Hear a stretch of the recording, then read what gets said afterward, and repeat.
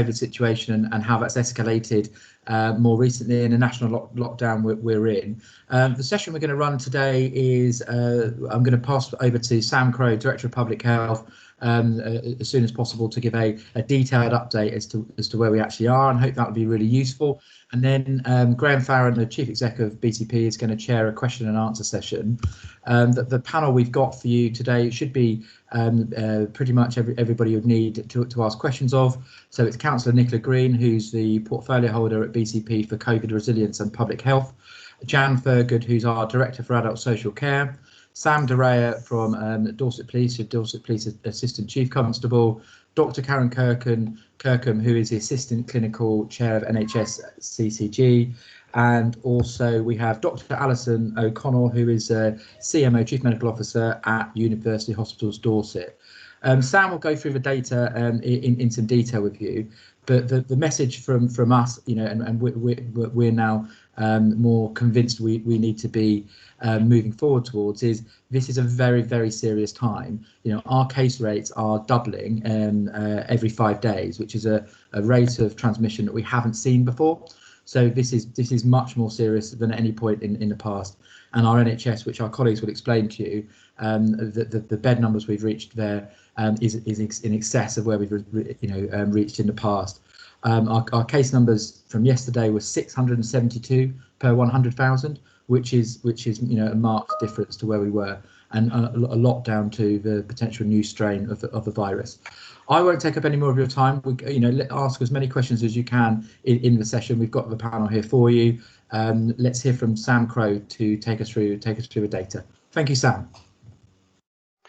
Thank you very much, Drew, and welcome everybody. I guess I'd start this briefing by saying that throughout this pandemic, I've tried to approach my briefings in a way that gives sort of calm assurance that we understand the magnitude of the situation that we're facing, but also that we're normally able to provide some assurance that we know what to do and that we're in control of the situation.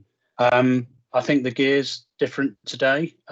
And when we met as a local outbreak engagement board this week, we were universally in agreement that the situation is so serious now that this is the most difficult phase of the pandemic. So if you bear with me, I'm going to share my screen and I'll try to convey exactly why we're so concerned with some of the data. So bear with me, I'll just bring the slides up.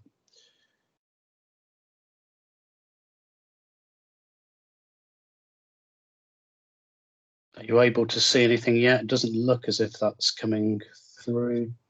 Let's try again. Yes, no. Is that coming through now? Yes, it's just coming through. Brilliant. Okay. So the first slide that I wanted to show you today was the epidemic curve. Now, it's important to realise these are case numbers, so they're actual diagnoses. This is not the same as the rate per 100,000, which is published regularly. And what I wanted to show you was right back in the early phases of the pandemic, obviously we didn't have community testing. So this small bump that you can see around about April or May was the diagnoses that we were making predominantly within the NHS through testing that was available to people being admitted to hospital. We then had a fairly quiet summer period, but began to notice an increase in infections towards the back end of the summer. And that was exacerbated and escalated as people came back from holidays, schools started, and we also had the return of universities. And this is what led to the concern nationally, because it wasn't just BCP Council showing this pattern, and we went into lockdown too. And luckily that did have an impact on our local infections. You can see that tailed off pretty dramatically. But ever since we emerged into tier 2, and started to see some of the social mixing in connection with the holiday period, we're seeing this extremely concerning rise, not just limited to BCP Council. I mean, this is a pattern which has been seen in London, in the southeast, in Kent predominantly, particularly through December. But this is a pattern we haven't seen before, and it is putting pressure on our local services. So that's the diagnoses, and as you can see, over the past few days, we've been reaching a point where we're seeing upwards of 500 cases in a single day, which we've never seen anything like that in BCP Council before. This is how the data looks when we look at 7-day infection rates per 100,000 population. So this enables us to compare infections between areas. So I'll just go back to that slide. And what I've done here is I've shown you BCP Council in the dark blue, but also you can see Dorset Council in the orange, some neighbouring councils like Somerset, Hampshire and Southampton. And what's striking about the pattern in BCP Council is it's following the picture that we're seeing in Hampshire and Southampton and some of the other southeast councils, rather than the more rural areas in the southwest. So to some extent, the pattern that we're seeing is different to other councils in the southwest and is much more resembling the situation that we've been seeing in the southeast. The rates here are slightly out of date. So as Drew said in his introduction, we saw a rate yesterday of 670 cases per 100,000. This grey shaded area here is just advising us that we tend to knock off the past 3 or 4 days just because of some of the delays in the test results feeding into the system and then being validated by Public Health England. But certainly I can tell you that the pattern of transmission and the rate of rise that we've seen over the past week, that more than doubling of cases in a 7-day period is continuing, and we're likely to see that rate increase further over the next few days. And I think this slide is quite helpful. So this is what we call a heat map of infection rates in different age groups. So I've shown this a couple of times at different stages of the pandemic, but you can see what happened between the Christmas Eve and the New Year. As ever, the infection's largely been driven by increasing infection rates in the 16 to 29 age group. We can see just how quickly the infection started to take off in this age group. We noticed an increase in infections in the run-up to Christmas, but over that 7-day period, we've gone from around 350 cases per 100,000 to in excess of 800 cases per 100,000. And obviously that then starts to feed into older age groups, largely through transmission within households. So the predominant pattern that we're seeing in BCP Council, as in many other places, is social mixing, transmission within households, and visiting friends and relatives. And just to show you what that looks like on a small area level across BCP Council, I wanted to show this slide really just to pick up on this issue that I know is of interest to some sections of the media, which is this concept of hotspots. I personally think it's unhelpful at the moment to be talking about hotspots. We are a hotspot as BCP Council because of our infection rate. And when you look at the cases on a small area level, there may appear to be large differences, but sometimes that's because those areas have care homes within them, or they could have other institutions that are experiencing ongoing outbreaks. So just a little bit of care required in interpreting some of those cases on a small area basis. As I've said before, almost all communities in BCP Council are seeing increasing numbers of cases, and household transmission accounts for the vast proportion of those clusters and outbreaks that we're seeing. So just a final slide for me about some of the key messages and actions that we'd really appreciate your support in trying to amplify to our community. It is the most difficult time for NHS and the local care sector and other public services. So without doubt, the pressure that we're seeing currently is only going to get worse. And that's because the infection rate that we're seeing today then translates into more people becoming more seriously ill and requiring hospital care over the next 2 weeks. So unfortunately, that pattern is baked in, and there's nothing that we can do to adjust that trajectory. What we are hoping is that the move to stricter tiering on the 31st of December and then the move to national lockdown on the 4th of January will start to turn the tide on those infection rates, and we'll start to see rates come down. But unfortunately, that's not likely to happen for a further 3 or 4 days. So unlikely to see much change in the daily infection rate, perhaps until early next week. Our key message today is that the NHS and public services are at high risk of being overwhelmed unless people stay at home. The virus is much more transmissible than we've seen previously. We're seeing that in some of the outbreaks in care homes and wards, whereas previously we may have identified 1 or 2 cases on routine testing. We are seeing some incidents where all of a sudden we're seeing perhaps 10 residents or more testing positive at the same time. So we're taking the step of publishing this data on a more regular basis. It will be trailed on the Public Health Dorset website, but also on social media, and we'll be signposting the public and our media outlets to the daily Public Health England updates. There's much richer data coming out, so we will endeavour to do that 3 times a week. And finally, I was just going to say the leader and local clinical leaders have been putting together quite a strong video message, and that is, I believe that's in production, will be published later today. So that's all from me on the current situation. I'll stop sharing my screen. Good. And happy to take some questions. Thanks very much for a really helpful presentation. So we're happy to throw it open to the floor. Any questions want to come through? If you want to raise your hand, that might be helpful, and then we could just follow it through from that. If not, I'll look at the conversation as well. So Josh Wright, I think first. Yes. Hi guys, thanks very much for that. It's really helpful to get a bit of an understanding of where things are at. I just had a couple of questions really. In terms of vaccinations, how are we doing? Where are we at? I noticed the other day that another part of the Southwest had now vaccinated all of its over 80s. I was wondering where we were in terms of similar kind of levels within that age group. And then the second is in terms of I saw from your graphs just now, Sam, it showed that case numbers had pretty much doubled since kind of Christmas time. And I mean, the expectation is that that will translate in a week or two into more hospitalizations. I suppose it's a question for Alison, really. How prepared are we for that in our hospitals? Is that something we'll be able to deal with when it comes? Thank you. Sam, do you want to put up the vaccinations first, then Alison come in?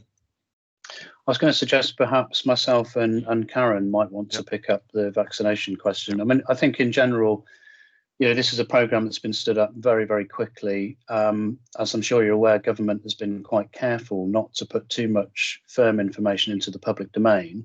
I think we will see that change quite quickly. So as the vaccine supply starts to really increase, then we will start to see much more transparency about delivery. What we do know, I mean, I'm happy to say this independently as Director of Public Health, I think there's a lot of confidence that our delivery models are ready to go. So when the vaccine supply starts in earnest, we'll be in a very, very good position to start to see those numbers really climb. But I'll hand over to Karen, who may want to say a little bit more. Okay, thank you, Sam. Yes, so I've been involved in the running of the local vaccination programme from the start. We have gradually scaled up the sites from which we've been delivering the vaccine. We've obviously got a hospital hub site that came online in the first week, and then since then we've stood up steadily the primary care network vaccination sites at scale, and we will by next week have all 17 in operation. We've been very clear about vaccinating the cohort of over 80s first. And to that end, we are doing really well in terms of the numbers that have already been vaccinated. We've just got 2 or 3 areas where we will be pushing on that in the next week or so. And we've also got a considerable number of care homes that have already been vaccinated. So we've got really good data. We know who to pull. The general practices are all working extremely hard and together and are vaccinating over weekends. We had New Year's Day and bank holiday vaccination programs going. We are pulling out all the stops. We're pulling down as much vaccine as we possibly can. If the supplies flow well, then we're ready to vaccinate every day of the week to get the vaccinations done. But we're doing really well with a fair wind. We will have that cohort vaccinated very, very quickly and completely. It's worth emphasising as well, isn't it? As a local authority, we've said, look, if there's anything we can do to help, we have some spare capacity at the moment because we've had to close some facilities. So if there's anything we can do to divert those people, just let us know. Clearly, they can't actually administer the vaccine, but they might be able to administer the processing of people. Yeah, absolutely. Thank you. And that's a great example of system working. Yes, it's not just about having the technical ability to vaccinate, but it's also about the admin staff and support staff and volunteers and marshals who've actually just swung into action and helped us make this happen. So thank you. So, okay, Alison, did you want to pick up the issue about the hospital pressures and what we foresee? Yes, yes, thank you very much. And I think what Sam has described about the doubling of cases since New Year's Eve is absolutely what we're seeing in the hospitals. So we have, we've had a doubling in the number of admissions who are COVID positive in that period of time, and we are not sure at the moment that we have seen the full effect yet of Christmas Day mixing. We think it's probably into the beginning of next week before we will have come out of that initial bubble. And sorry, that's an unfortunate choice of word because its bubble has different context in the COVID sense. And we've also seen a rise similarly in the number of people who are in our intensive care units. Again, that has doubled since just before Christmas. I think one of the things that I think it's really important for people to hear the message about at the moment is that we are seeing people who are coming in who are younger and sicker than they were first time round. And I think that has been a surprise. There was quite a lot of coverage in the press last week around paediatric wards. We certainly are not in a situation where we've got many children with COVID, but we are actually seeing children being admitted with COVID that we didn't see in the first wave. So this is feeling like a very different position than we were going back to March or April. You are be prepared. We are doing absolutely everything we possibly can do to be prepared. We have already stepped down elective work. We have converted clinical areas to be able to cohort COVID positive patients. We are looking at our staffing models to redeploy people to make sure that we've got appropriate staffing to care for people who come into the hospital. So we are all working our socks off to make sure that we are ready, and we are absolutely prepared for the fact that the numbers that we're seeing are not where this is going to top out. We are expecting to see significantly more patients over the next couple of weeks.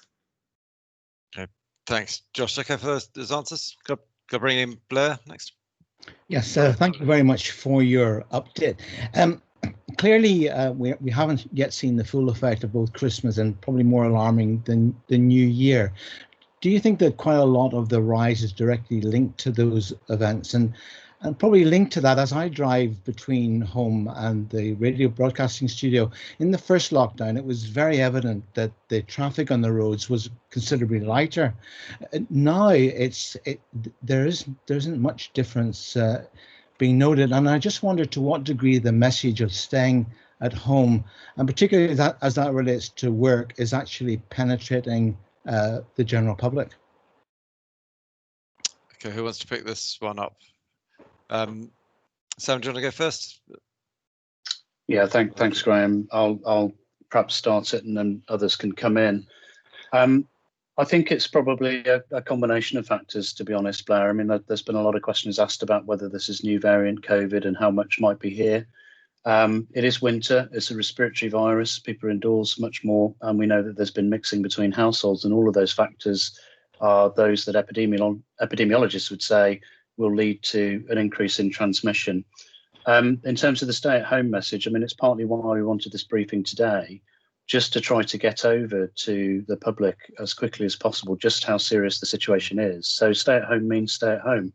And unless your role is absolutely critical and you're on that defined list and the guidance is on the government website that you cannot work from home and you still have to go to work to keep essential services going, then you really shouldn't be going out at all. And I'd sort of frame that coming back to personal risk. One of the things that I think people forget is that the asymptomatic transmission is not well understood. Possibly 1 in 3 people will have this virus and not have any symptoms. So we would remind people that the more that you go out, the more that you're taking that risk, not only to yourself, but you're risking passing on the virus to someone who may be much less able to cope with it. And that's a situation we really want to avoid at all costs. Yeah, we unfortunately I can't get the traffic figures until this afternoon, but we're looking at traffic flows. So if there is anything in there that's of use, we'll circulate that. But I think my sense is that in the first lockdown, construction sites stopped, the housing market was suspended.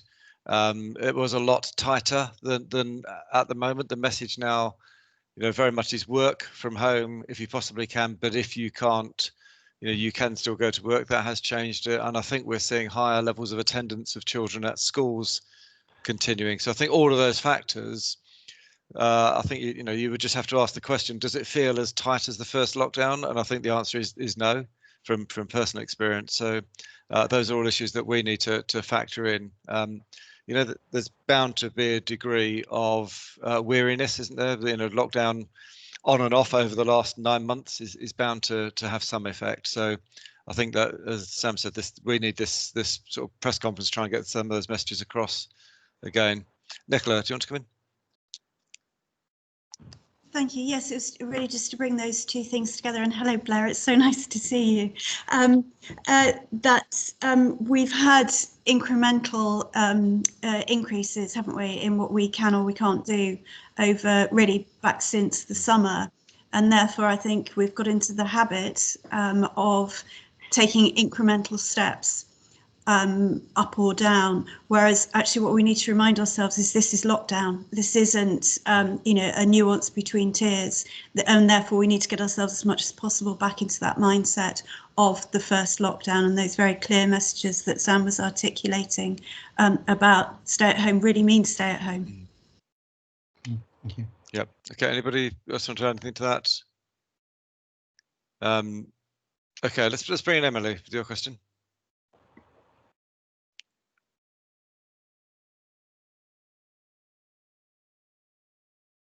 You're on mute, Emily.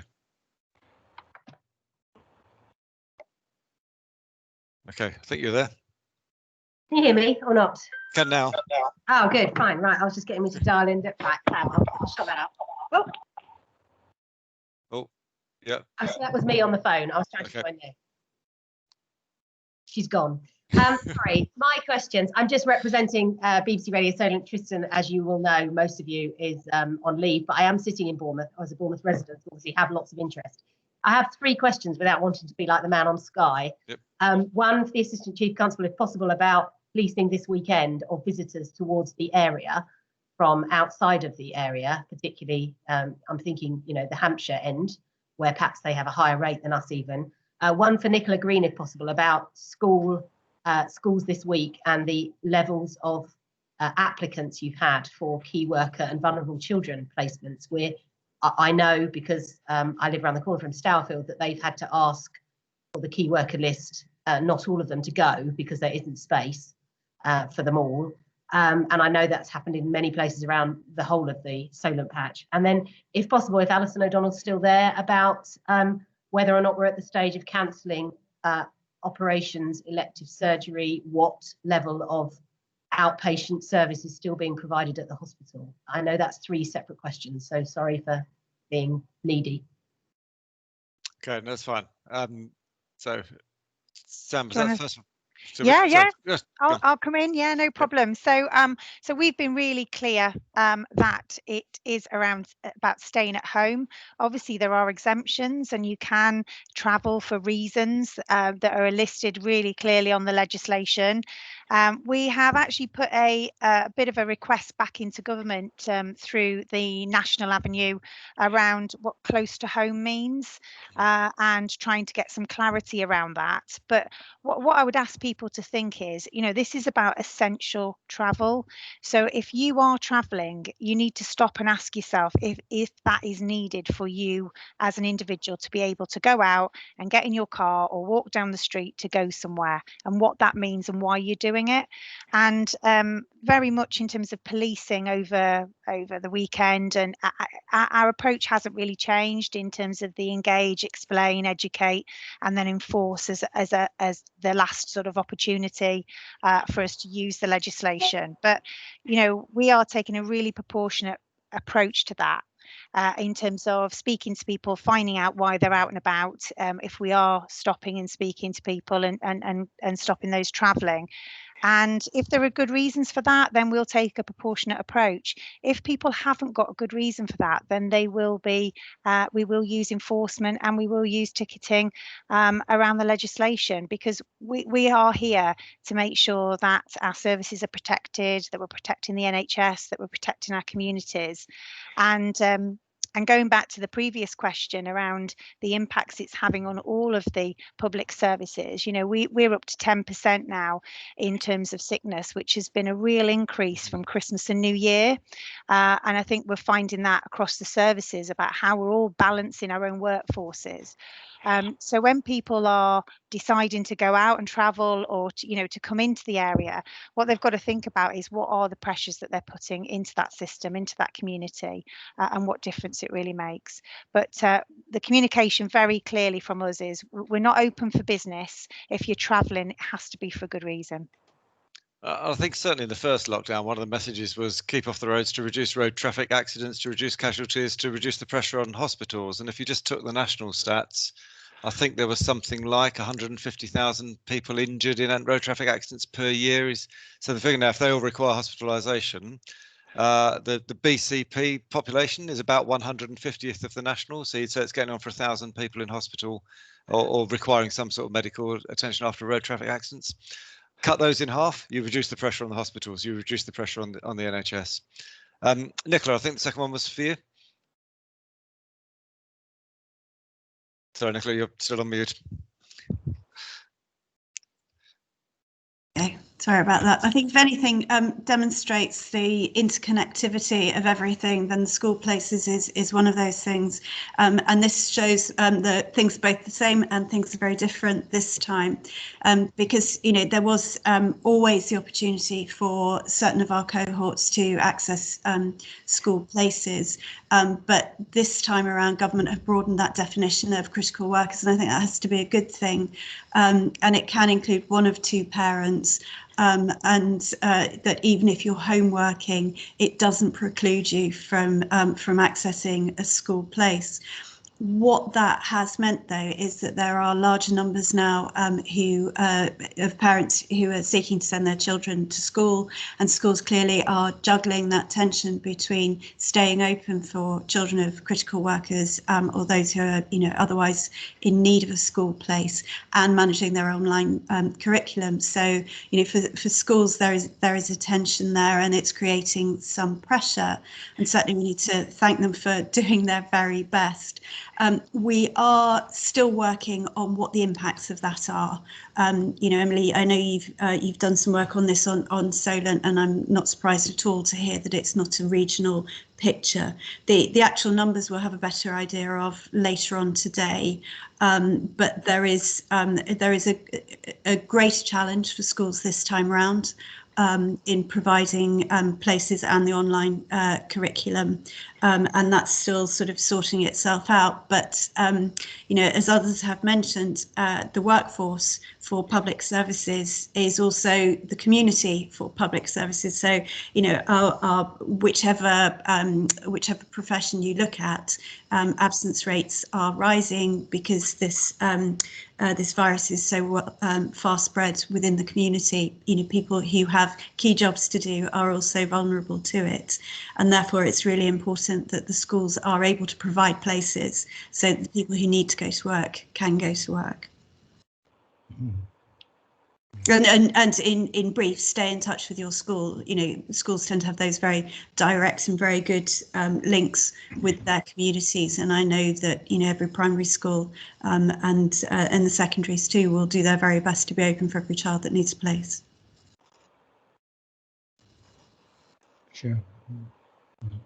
And apologies, Emily, listening to Nicola's explanation and just reading the definition of critical workers, I've completely forgotten the third part of the question, or the third question. The third one was for Alison. For Alison, okay, about, thanks, Alison. About elective and operations and outpatient appointments. Yeah, okay, Alison. Yeah, thanks for your question, Emily. So I think we have to remember that we again, as we're hearing from others, we're in a different situation than we were first time round, where actually there was a national mandate to shut down elective work to free up capacity, and that's not the situation we're in now, and that's probably a good thing, because we were really aware of the potential for non-COVID related harm by delaying treatments to patients. So the message is still there that people who need urgent treatment absolutely need urgent treatment, and we want them to come to hospital. We don't want them to not seek attention for things that might be serious. But the reality is that we are now in a situation where we have begun to cancel the lower priority elective work. We are still absolutely continuing with the cancer and the urgent work, but we are beginning to step that down, and that's a combination of things. It's a combination of having to redeploy workforce elsewhere. It's a combination of having to use our hospital spaces and our inpatient beds in different ways, and there's also an element of critical care capacity, which are all feeding into getting that balancing act right about how much elective work can we do do, and how much do we need to stand down. So we, at the moment, we will continue to do what we can do, but we expect again that may need to become a more narrow definition over the coming weeks, depending on what happens with the patient numbers within the hospitals. Thanks, Sarah. So it is important, isn't it, to emphasise that people with a serious medical condition do still need to seek treatment. Yes, absolutely. What do you count as the just so you know, in human terms, you know, the lower priority stuff? Is that the ENT work and the hip replacements and, you know, things like that? So yes, it's the things where people would traditionally sort of be in a waiting list anyway for a period of time for that. So it does tend to be things like hip replacements, knee replacements, those sorts of things which are being particularly impacted. We are continuing to try and do as much outpatient work as we can, and as Karen will be able to talk to, you know, we've done a huge amount of work across Dorset as a system in terms of increasing our capability to deliver outpatient services remotely using video consultation and telephone consultation, and actually that didn't really go away between wave 1 and wave 2, and now that was seen as a really positive thing, and we continue to do that. So we will continue to do as much work as we can around the elective work, but that will always be, you know, a sort of very nuanced balance as we watch the changing pattern of patients coming into the hospital in terms of when we have to step things down again. Do you have a sickness figure like the police do, a percentage? Yeah, I can't actually give you the percentage off the top of my head. I don't want to give the wrong figure because that would be unfair. So we have our background sickness rate that we have, and we are also monitoring the absence that is related to COVID, and that is up above our normal background sickness rate, and it has fluctuated from periods of time. So we're in a situation at the moment, as others will be, where we had many of our patients who were shielding, our staff who were shielding had come back to work. They are now, a number of them are now shielding again, and we have patients who, sorry, I keep using the word patients, that's not what I mean, staff who are also off either because they are isolating or because they are symptomatic, and that is above our background normal sickness rate. Yeah, thanks. Sam, did you want to come in? Yeah, I just wanted to add really around us managing the sickness across the police service. So we've had contingency plans in place really from last year, ready to go if our sickness rate started to creep up. So they've kicked in over this last week, just recognising the different position we're in. I did just want to mention just some of the policing as well that will continue. We have COVID police vehicles specifically dealing with incidents related to COVID breaches that are out on patrol on a daily basis, and we're also now proactively out on our roads and arterial routes, looking at stop checks and looking at some of the issues that we're facing as far as people travelling into the area are concerned. So it's just to confirm that. Thank you. Okay. All right. Thanks very much. Any other questions from anyone? Any other points we haven't covered? Blair? Yeah, just a couple of things. I mean, all the things that people can do, like, for example, going to supermarkets or even going to the petrol station to fill up. Are there any, is there any evidence that points to the fact that even though people are allowed to do those things, that in fact there's a very high risk in those areas as well, given the high rates of transmission? That's one area. The other question is, where are we in terms of the NHS being able to cope? Are we close to capacity and being overwhelmed, close enough for you to be concerned about it?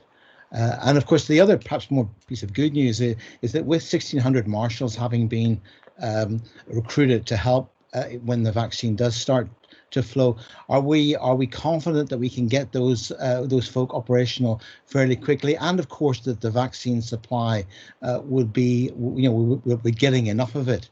Because there have been some concerns haven't there raised around the country about delays in vaccine to vaccination centres. Okay, so let's go Sam on the first question, then let's pick up from there.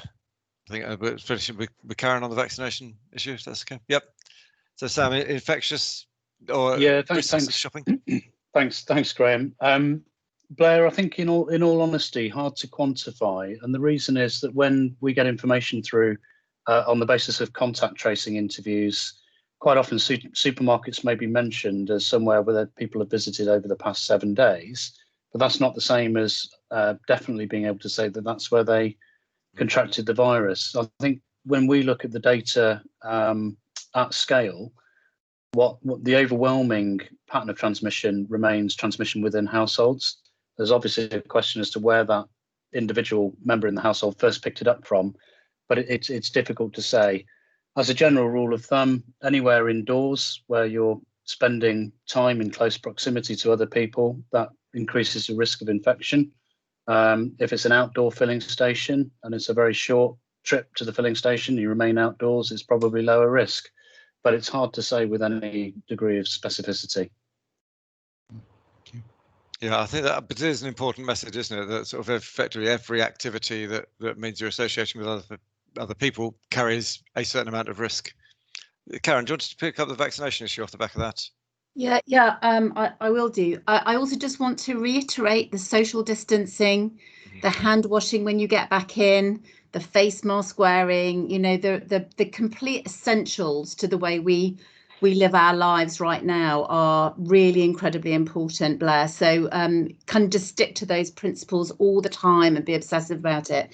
In terms of the vaccination programme in Dorset, so we've got 15 of our network sites already up and running, as well as the hospital sites. We've just got 2 left to come online. It's a push model from the national team for vaccination. So the supply comes to us.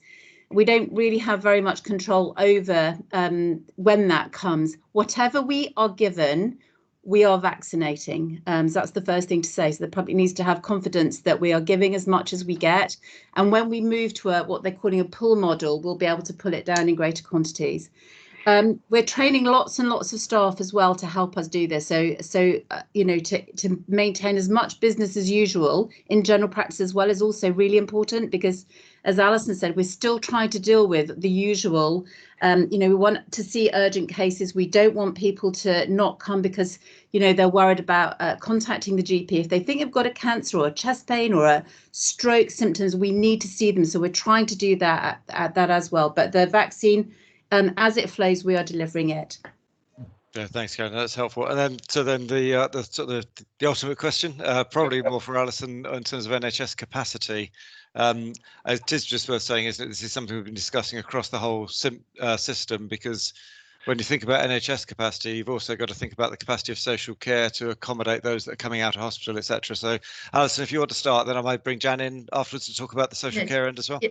Absolutely, and I think I was going to make a very similar point, Graham, that this is not just about the hospitals, it's about the whole of the system. It's about primary care, it's about access to pharmacy, it's about the ambulance service, it's about the care homes and our community providers. It is the whole thing that is really important, and the.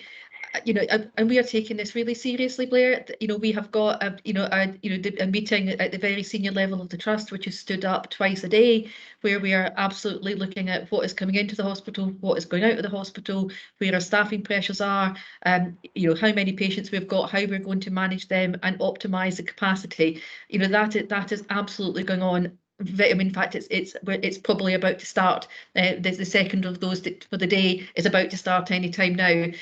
You know, so we are absolutely taking it really seriously, because we do not want to get into a position where we are overwhelmed. But it is really tight and it's really stretched, and we absolutely do not want to be in a position where we become a hospital that is a COVID hospital, and we cannot treat the other people with really serious conditions that need to be managed. You know, so we are doing everything we can do to make sure we don't get into that situation. I think it's worth saying is that we're sharing a dashboard of critical indicators as well, and then we can see the effect on our services as well. So, Jan, do you want to come in about adult social care and care homes? Yeah, thank you, Graham. So I just want to reiterate what Alison has just said and Graham said. We're working across the health and social care system with daily meetings, looking at the whole situation and planning for the coming weeks, and looking at how we can all collaborate. I would want to say a huge thank you and recognition of all the work of everyone in the care sector. They have been absolutely tremendous throughout the pandemic in terms of the standard of care and that they have been providing, and the care sector is working with us in the councils and across health very closely through the situation. Inevitably, when there are more community infections, there is again more COVID in the staff groups, and there are more, as Sam said, there are more situations where COVID is a factor, for instance, in care homes at the moment. So the message about stay at home is also about protect the NHS. It's also around protect our care sector. And we are having to work with for instance, our care homes around the advice around family visiting. Family visiting is permitted under the national guidance to care homes in certain circumstances, very controlled circumstances. But really, at the moment, we're having to say to our families in the community and our care homes and our care home residents that the risks are very high, and that actually at the moment visiting really needs to be in essential situations, and that people need to be really mindful of that. And we know how difficult that is for families, but that is another message we're having to give at the moment. And the positive news is, as Karen was talking about, the rollout of vaccinations to our care home residents and indeed our care home staff, which has really started well. Thanks, Chad. That's really helpful. I mean, it is, but just emphasising the pressure in the system is throughout the system, isn't it? It isn't as if we're saying, okay, we've got pressure at one point here, the rest of it can take up the slack. There is pressure throughout the system, and I think the points that Sam made about the increasing case numbers, and I think it was Alison said earlier. So what we see in hospital now is those that were first coming positive sort of 2-3 weeks ago. That's the area where we're looking at for most concern, is as those case numbers continue to rise, what's the knock-on effect on hospitalizations? There's an interesting comment about the changing age profile of those that are in hospital. But even if you just took the over 60s and you looked at those figures that Sam showed for the growth in positive cases in the over 60s, then actually there is an issue for concern. So across the system, I think we would flag that concern. But as everybody said, I think we're working across the system to resolve it if we can. Are there any other final questions before? Can I ask a random one that came in a phone-in? We did a phone-in about whether or not you should be going out for your exercise, blah, blah, blah. And one of our listeners phoned in and asked if we would ask you if you would consider the July-August ban on bikes on the prom during this lockdown, because there is so much sand on the prom. There's quite a lot of the prom that's quite hard to walk along. And if bikes are going on the bit that is effectively the easiest bit, then, I mean, I walk my dog down there most days. I can tell you it's quite squishy bits of the prom that are easy to. Would you consider bringing in the July-August ban on bikes between 10 and 6 to make it easier for people to enjoy the seafront, and perhaps a few more keep left signs on a bit that is more my end, the Southbourne end, because people don't seem to understand that if you're walking towards someone, if you both go, there's a lot of that going on. So this is the trouble with phone-ins, isn't it? You get real people asking real questions about real life issues that we need to deal with. And I don't know if either of the politicians would want to come back, but if not, Yeah, go on, Drew. Yep. Yeah, I will briefly. And it's a very difficult balancing act, because when we're trying to get people outside of public transport as well, then you're also trying to keep the arteries on. So it's not something we're looking to do. We've got our COVID marshals, which are there and deployed at certain points. So it's something we keep under review, but it's not something we're looking to do at the moment for kind of a mix of reasons, really. If anybody has another answer to it than that, then please feel free to. I think the thing I'd add to that is and I haven't actually had this conversation yet, but it came this morning, is whether we have people who are currently being furloughed or being redeployed out from their current job that could help to get the sand off the promenade. Because one of the issues last year, you'll remember, we had some really strong onshore winds, and I think February and March and April there was still sand on the promenade, and it got in the way of people travelling. So we are looking at what resources we can put down there to help to clear it, to find the alternative solution, which is to maximise access to it. But we'll pick it up and take it away, Emily. Yeah, I mean, the promenade road, the Overcliff particularly, it's not officially as busy as it's, so in a way that you could almost, the road along the top, I mean, is better for cycling than it normally is. But, the prom, the prom is tricky to get along at points. I mean, I've literally just come back from there and there's a lot of sand, so it would make it easier. Are people not allowed to use their beach huts as well at the moment, because it's recreation, isn't it, not exercise? That was the other question. Yeah, I'm not sure it's anything we've had direct guidance on. And last time we were very clear about people not doing that. I don't know, Sam, if you have a view on that. It's not something we've been asked to think about. The current guidance we've given out, the current guidance we've given out is you can use your beach huts, but you need to check that you can respect social distancing when you're doing it. So that's our published guidance on it. Yeah. So certainly under Tier 4, it was specifically allowed. I suppose it is this question, isn't it, about you're allowed out now for exercise, but not for recreation. No, you're not allowed to have a picnic.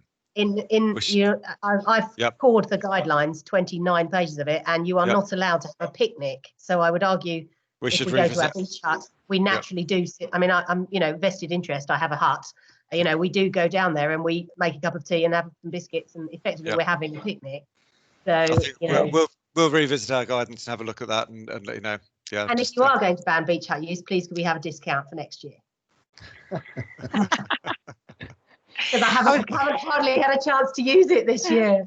I was gonna say as well, if you go back to what we were talking about at the beginning about you justifying why you're there and how long you're there for, and whether that's spilling out onto the path, and whether people are just using it as an opportunity to get out and meet other people. Those were some of the questions that we've been asking. If you're popping down there for 10 minutes and putting the kettle on and having a cup of tea, that's a bit different to going down there and spending time as a large group. And I don't think that looks good to the rest of the community. And I think that encourages people to think that they can meet up. So I think it's about everybody playing their part, really.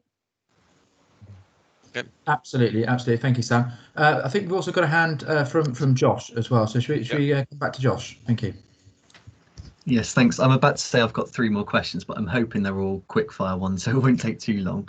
They're just points that I was hoping to clarify. In terms of hospital inpatients at Royal Bournemouth and Poole, what's the latest figure? And this might be, I'm hoping Sam might be able to help with this one. What percentage of new infections are of the new variant? And then the third question is, last month there was some talk about the BIC being used as some kind of vaccination centre. Is that still in the works? Is that something that will come when the rollout is extended, when doses come in at a later date? Thank you. Sam, do you want to pick up your aspects of that first? As in Sam Crow. Yeah, sure. Yeah. So the new variant, I think it's important to say that at the moment they are not currently able to genotype every single PCR test result. So I would assume that a lot of the transmission that we're seeing is probably new variant COVID, even though we can't definitely say that. But you just have to look at the pattern compared with other councils that have definitely had lots more new variant to see that there is something different going on. Whatever's been happening locally has been much, much more transmissible in the past few weeks. But I think that's all that I'd want to say at the moment, because we don't genotype every single sample. Okay. Sorry, Sam, I think I was expecting you to pick up the piece as well. What was the first question, Josh? I think that was hospital inpatients. I was just hoping to clarify the latest. So Alison, can you pick that up? Yeah, so Kirsty's just put in the latest data that's been published on the government website, which is 205 on the 5th of January. What I would say is that it's risen significantly from that. We're now above 270 as of what I can see on our live dashboard at the moment. So that's a measure of how quickly that has climbed in 3 days. Yeah, and I think that's the thing, isn't it? The hospital dashboard shows it changing daily. Yeah. Okay. Sorry, Josh, was there anything else in there that you didn't get answered then? It was just about the BIC and whether that was still in the plan. Yeah, sorry, Sam. I was hoping, Sam, you were going to pick that up. So was the question about the dates of the BIC coming? Well, I think my understanding is that, yes, the BIC is intended to be used for mass vaccination. It is intended to be used as a mass vaccination site. I think in due course, and I think that in due course is sort of in the next week or 2. Okay. It's at that sort of period, yeah. Okay, any other questions or comments? Okay, does anybody that was on the panel want to make a last closing statement or correct anything I've said? Okay, well, I hope that's been useful. And if there are any other questions, obviously field them through the normal channels. and we'll pick them up. And if we get any other information that would sort of add to any detail from today, we'll let you have that over the next couple of hours if anything else does come in. My only feedback from our phones would be, my only feedback to you would be that Josh and I are obviously both working for